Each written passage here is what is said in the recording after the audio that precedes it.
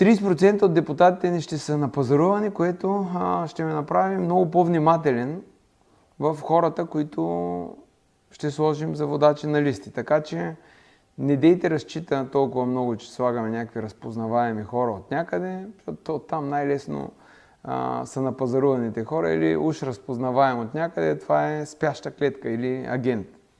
Поради тази причина, за да издържим, просто този път боя ще е още по-зловещ. Трябва да сложим хора, на които може да разчитаме. Също нещо, което са казали, че вижте как действат. Това действат управляващите. Те отишли и са казали, Ивелин е бизнес организация, той не е партия.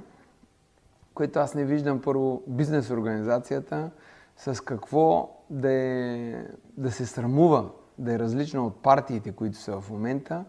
Защото партиите, които са в момента национални предатели,